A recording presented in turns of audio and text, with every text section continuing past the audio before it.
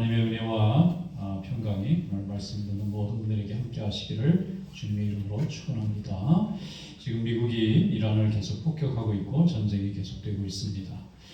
지상군이 이제 들어가게 될지 아니면 그냥 폭격만 하고 레짐 체인지만 이루어지기를 기다릴지 이제 앞으로 며칠 사이에 결정이 될 것 같은데, 지금 2달 사이에 미국이 베네수엘라도 폭격을 하고 또 이번에는 또 이란도 폭격을 하고 또 그린란드 때문에 동맹인 유럽하고도 또 갈등을 빚고, 이런 모습이 굉장히 낯설거든요. 예전에 미국의 모습하고 뭐 많이 달라서 이거 어떻게 소화를 해야 될지 한국뿐만 아니라 전 세계가 다 이렇게 고민을 하고 있을 것 같아요. 그런데 이것은 아주 잘 분석한 분이 한 분 계시더라고요. 한국의 책으로도 번역이 됐는데 셰일 혁명과 미국 없는 세계라는 책을 내신 분이 있어요. 피터 자이한이라고 하는 전략연구소를 운영하고 계신 분인데, 이분이 영어 제목이 The Ascent Superpower입니다. 이 책을 낸 지 좀 됐는데 많은 사람들이 읽어서 베스트셀러가 됐더라고요. 이분의 얘기는 뭐냐면, 특별히 이제 한국 분들이 많이 책을 읽게 되는데, 이분 얘기는 그동안 있었던 미국이 계속되리라고 기대하지 말라는 거예요. 그게 핵심입니다. 그 책의 중심이 그거예요. 그동안 미국이 전 세계의 그 경찰로 이렇게 질서 유지하는 거를 이제 너무 힘들어서 그만하고 싶어 한다는 겁니다. 핵심이 그거예요. 왜 그런가 하면은 그동안 30년이 넘도록 이제 소련이 붕괴된 이후에 이제 냉전 체제가 사라졌지 않습니까? 그러니까 더 많은 군사력으로 그걸 경영해야 할 이유가 없어졌는데, 그동안의 그 일을 계속 31년 동안 한 이유는 석유 수송 때문에 그런 거예요. 석유. 중동에 있는 석유가 미국에 와서 그게 에너지가 돼서 나라가 움직이지 않습니까? 그러니까 이 중동의 이 석유 에너지들이 미국에 제대로 올리니까 그것을 이제 안전하게 해상 수송을 하려니까 주변의 나라들을 이렇게 간섭을 하고 또 분쟁이 나지 않도록 그 조정 역할을 했는데, 셰일 혁명이 일어난 거예요. 얼마 전에, 몇 년 전에. 그 무슨 얘기냐면, 그동안은 중동에 있는 석유가 와야 미국이라는 엔진이 돌아갔는데, 이제는 미국이 셰일 가스를 만들어가지고 폭발적인 산유량을 기록합니다. 이전에 어떤 나라도 기록하지 못했던 엄청난 양의 석유를 만들어내죠, 미국이. 그래서 미국이 세계 최고 산유 생산국이 됐습니다. 이렇게 되니까 어디서 굳이 수입해올 필요가 없고 가져올 필요가 없는 거예요. 여기서 자체 조달이 돼요. 그러니까 이제 좀 힘들기도 하고, 그것 때문에라도 좀 이렇게 세계 순경 노릇을 했는데, 이제 그만하고 싶다. 그러니까 각자 알아서 우리는 이제 우리 일을 좀 해야 되니까, 그래서 그런 방향으로 됐기 때문에 이제 앞으로는 특히 한국 같은 경우는 기술이 굉장히 발전돼 있잖아요. 반도체라든지 조선이라든지 미국이 정말 필요로 하는 기술을 한국이 가지고 있기 때문에 이제 과거같이 그냥 일방적으로 도와주거나 이런 동맹이 아니라 서로 필요한 부분을 서로 도와줘야 되는 동맹으로 완전히 다른 레벨의 동맹이 될 거다. 그 기술력이 필요한 나라가 아니면 미국에는 별 도움이 안 되는 거예요, 지금부터. 그러니까 그런 시대가 변해서 이렇게 된 거지, 환경이 바뀌어서 그런 거지 갑자기 나라가 바뀐 게 아니라는 겁니다. 그러니까 우리가 어느 나라든지, 미국도 국익이라는 거는 중심을 가지고 일을 하지 않겠습니까? 어느 나라만을 위해서 희생하고 헌신하는 그런 건 아니죠. 서로 간에 필요하기 때문에 전략적으로 동맹도 맺고 하는 건데, 그러면 이제 한국에 있는 미군도 조금씩 유연하게 움직일 수밖에 없고, 앞으로 무조건 다 지켜주겠지 이런 게 아니라 미국의 필요도 한국이 좀 도와주고, 미국이 또 그 필요 때문에 한국을 또 동맹으로 하고, 동맹이 없어지지는 않겠지만 그와 같이 원사이드라는 동맹이 아니라 상호 도와줄 수밖에 없는 그런 시대를 지금 바뀌어가니까 정신을 똑바로 차리고, 옛날같이 마냥 우리를 지켜줄 거라고 생각하는 그런 기대를 갖고 접근해서는 안 된다는 것이 피터 자이안 교수가 하는 얘기입니다. 백악관에서 일하셨던 분인데, 여러분, 새로운 시대에는 새로운 가치가 있어야 자기를 보호하겠죠. 그래서 우리가 거국을 위해서 기도 많이 하고, 특히 한국과 미국은 또 믿음이라는 이 귀중한 재산을 함께 공유하고 있는 나라지 않습니까? 그러니까 교회를 통해서, 기독교 신앙을 통해서 신앙으로 동맹이 됐다 이렇게 볼 수가 있기 때문에 하나님이 이제 계속 역할을 주시라고 생각하는데, 그 사이에 우리 거기 얼마나 강한 나라가 됐는지 놀라울 정도입니다. 저도 미국에 온 지 한 20여 년이 넘는데 한국이 그 사이에도 그때도 많이 발전하고 있었지만 지금도 굉장히 많이 발전해 나가면서 하나님이 이 시대에 미국과 한국을 통해서 하나님이 세계를 이끌어가는 아마 중요한 역할을 하지 않겠나 그런 생각을 해보게 되는 것입니다. 자, 오늘 본문 말씀에 보면은 예수님께서 잡히시기 직전에 마지막 날 전에 최후의 만찬을 하세요. 근데 그 최후의 만찬을 할 때에 예수님에게 방을 내는 사람이 나옵니다. 오늘은 그 얘기입니다. 이 작은 방 하나 내준 일이었는데 거기에서 최후의 만찬이 벌어져요. 그 제자들은 예수님이 하라는 대로 시키기만 했는데 최후의 만찬이 벌어져요. 그러니까 우리가 생각 없이 작은 거라고 생각하고 큰 어떤 목표를 가지고 한 일이 아닌데도 이게 하나님의 위대한 역사에 쓰임받을 수가 있다는 겁니다. 오늘 이 말씀에 은혜가 되시기를 축원합니다. 자, 오늘 말씀 하나님 말씀 함께 읽어보겠습니다. 누가복음 22장 9절부터 13절 말씀 다 함께 읽겠습니다. 여짜오되 어디서 준비하기를 원하시나이까? 이르시되 보라, 너희가 성내로 들어가면 물 한 동이를 가지고 가는 사람을 만나리니 그가 들어가는 집을 따라 들어가서 그 집 주인에게 이르되 선생님이 내게 하는 말씀이 내가 내 제자들과 함께 유월절을 먹을 객실이 어디 있느냐 하시더라 하라. 그리하면 그가 자기를 마련한 큰 다락방을 보이리니 거기서 준비하라 하시니 그들이 나가 그 하신 말씀대로 행하니라. 아멘. 자, 예수님께서 잡히시기 전날에 예루살렘에는 유월절이 진행되고 있었습니다. 이스라엘 사람들은 1년에 3번은 예루살렘의 성지이죠. 성전이 있는 도시에 직접 몸으로 방문을 해서 거기에서 하나님 앞에 예배를 드리도록 이스라엘 3대 절기가 있어요. 유월절도 있고 오순절도 있고 그다음에 장막절도 있는데 그때는 이스라엘 백성들 이렇게 성인들은 반드시 3대 절기를 지키러 직접 제사를 하기 위해서 짐승을 메고 번제를 드리기 위해서 성전에 올라가야 되는 겁니다. 그 올라가면 그 사람들이 또 유월절의 방식대로 함께 모여서 이렇게 양을 나눠 먹고 이렇게 피를 이렇게 바르고 하면서 유월절 식탁을 갖게 돼요. 예수님도 유다 지파시니까 또 이스라엘의 그 12 제자들과 함께 모여서 이제 유월절을 하셔야 되는 겁니다. 그런데 제자들에게 말씀하시기를 내가 유월절 식사를 해야 되겠는데 가서 함께 식사를 할 수 있는 장소를 마련하라는 거예요. 미션을 주셨어요. 베드로하고 요한에게 우리가 저녁 식사할 곳을 찾아가지고 준비를 하라는 거예요. 준비하려면 뭐 음식도 준비해야 되고 자기도 준비해야 되는데 근데 그때가 어느 순간이냐면 이미 예수님께서는 이 대제사장과 서기관들에게 미움을 받아서 지금 가룟 유다가 예수님을 팔기 위해서 이미 돈을 받기로 벌써 약속이 된 겁니다. 그리고 가룟 유다는 지금 마음을 속이고 예수님과 함께 만찬에 참여하고 있는 거예요. 그래서 이 만찬에 참여하고 있는 이 순간에 예수님이 이제 제자들 다 모아가지고 마지막 이제 만찬을 하시게 된 겁니다. 그런데 이 만찬을 할 때에 그 준비하는 미션을 지금 베드로하고 요한에게 맡긴 거예요. 그래서 이제 이 베드로와 요한이 예수님이 하시는 말씀이니까 예수님 그럼 우리가 어디에서 만찬을 하면 좋을까요? 그랬더니 우선 시내로 들어가서 물동이를 들고 가는 사람을 만날 거다.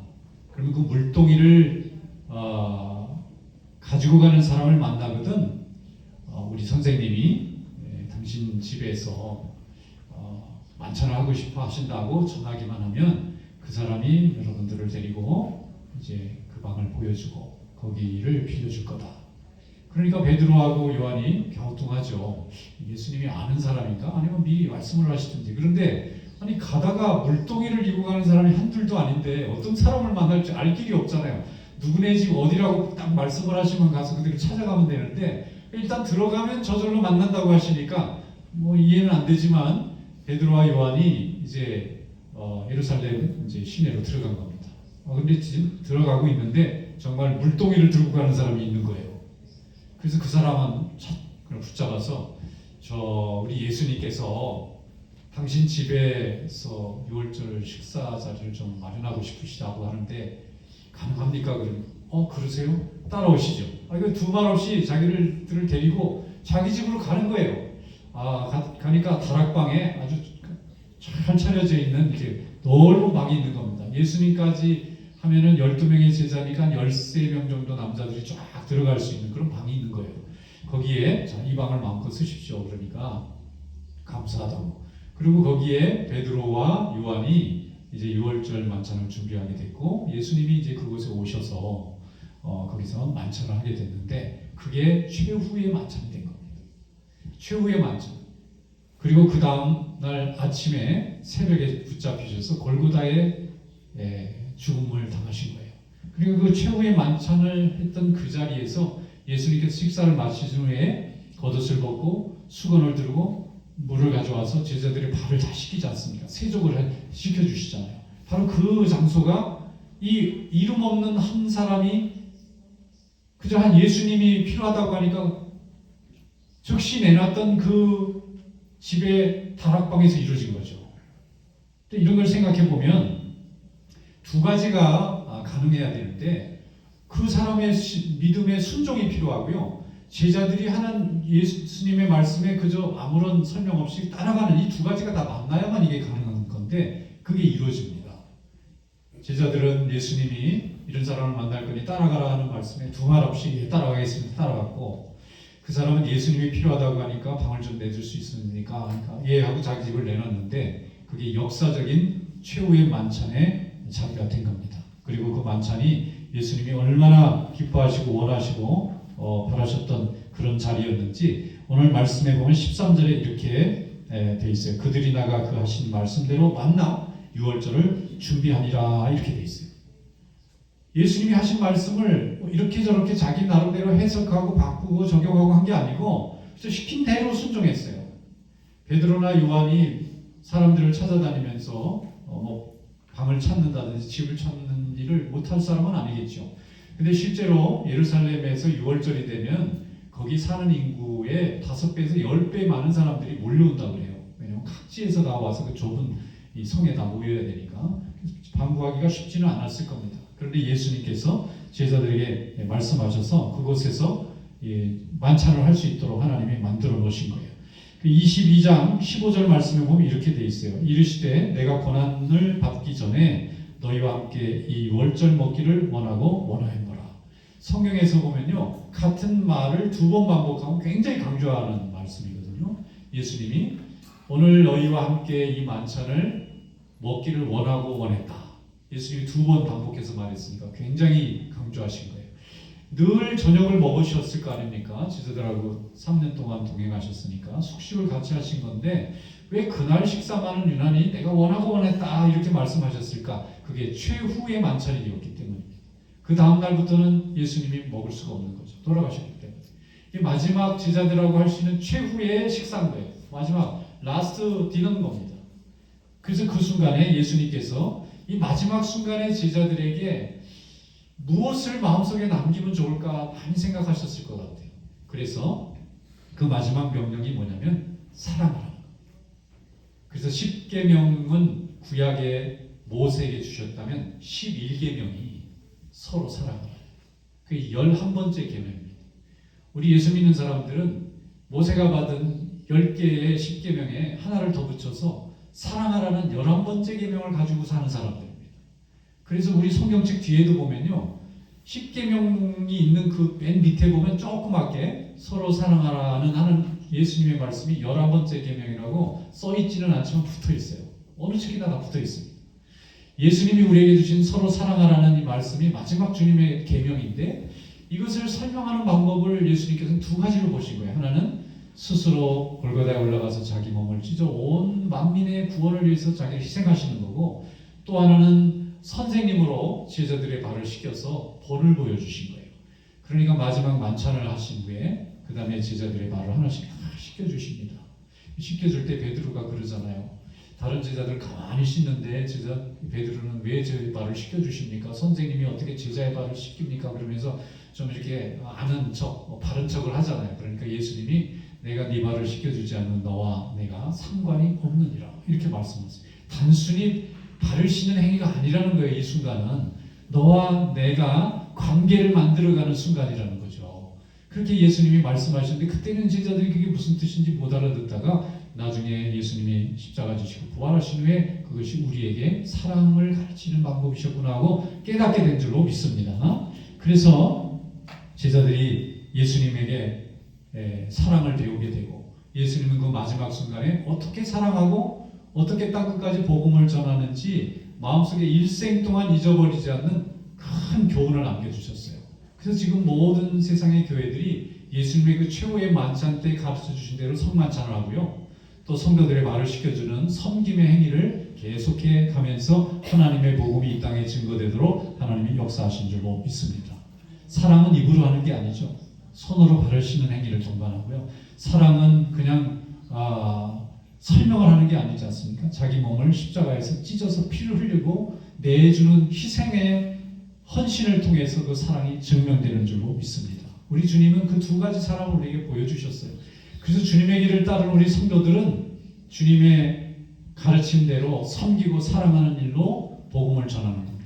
우리가 성도로 세상에서 부름받아서 하나님의 자녀가 돼서 교회를 이루고 있지만 이 교회가 세상을 이기는 힘이 어디 있습니까?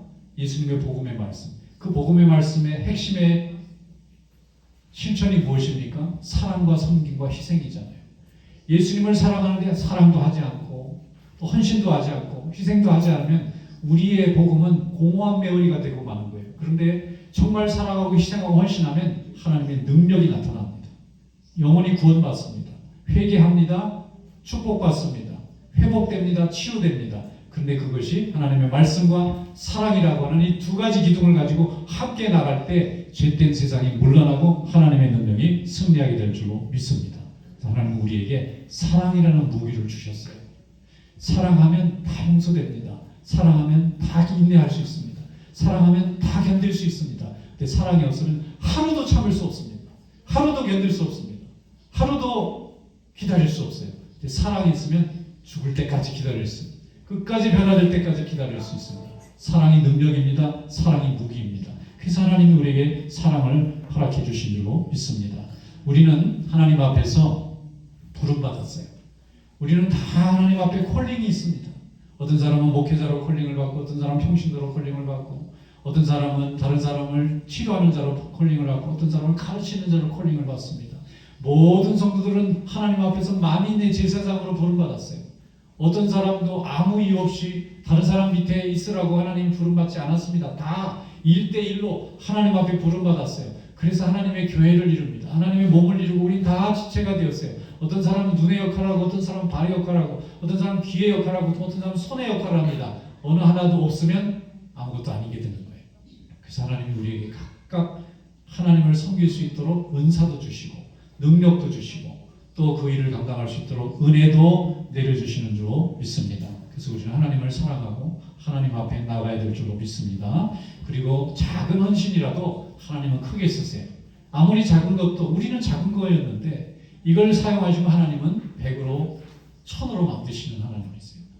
그래서 자기 집에 방 하나 남은 거 자기가 안 쓰니까 예수님에게 내준 그 조그만 배려였는데 거기서 최후의 만찬이라는 위대한 사건이 일어나지 않습니까? 예수님이 베드로와 요한에게 뭐 복잡한 일을 시킨 게 아니에요. 내 말대로 그대로 전하고 내 말대로 그대로 따라가라 했는데 네 하고 따라갔더니 하나님의 위대한 능력의 역사, 구원의 역사를 보는 그 최후의 만찬의 자리가 생겨난 줄로 믿습니다. 레오나르도 다빈치가 밀라노에 가면 성당 하나에 정면에 가면 최후의 만찬 그림을 만들어 놨잖아요.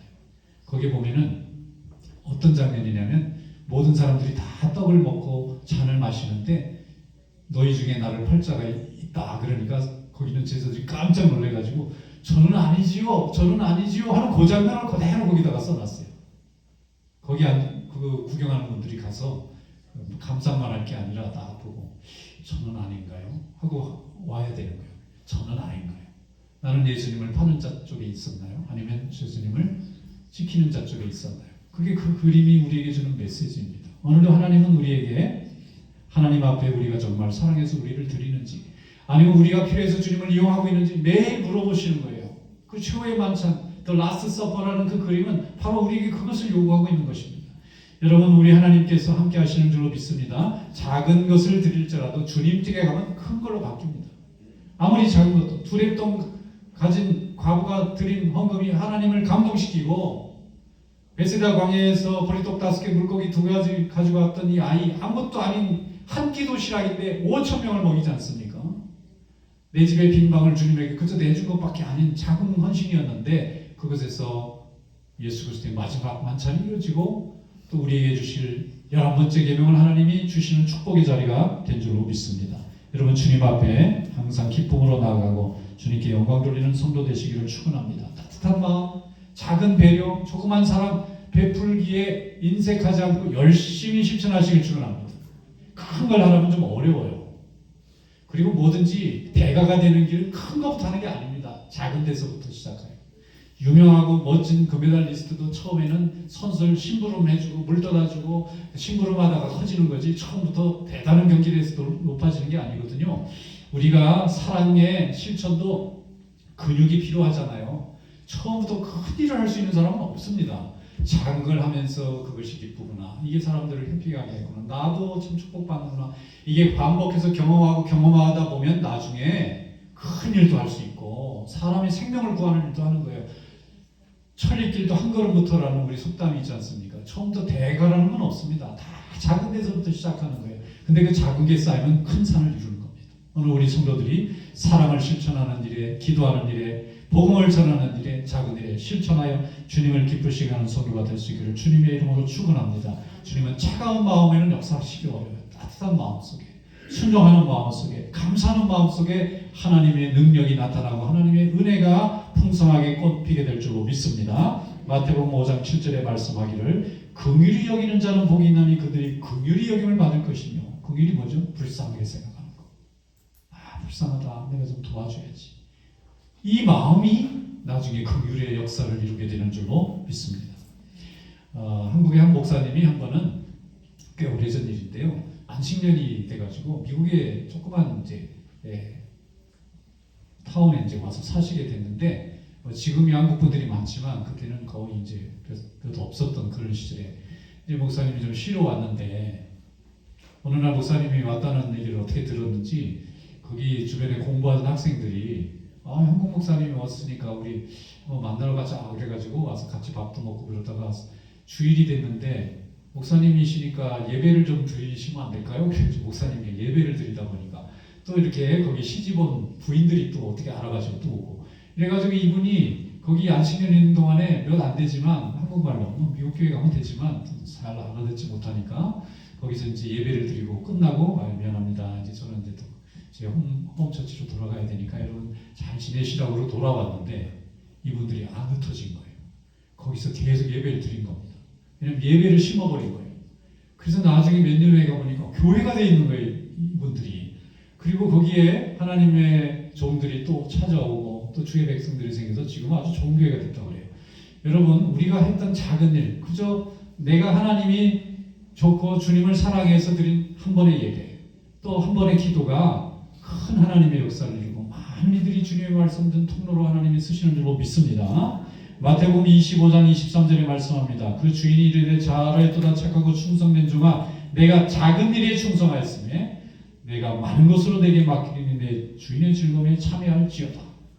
작은 것에 충성하면 하나님의 즐거움에 참여하는 성도가 될 줄로 믿습니다. 이런 믿음의 축복이 우리 성도님들 한 분 한 분에게 함께 하시기를 주님의 이름으로 축원합니다. 기도하겠습니다.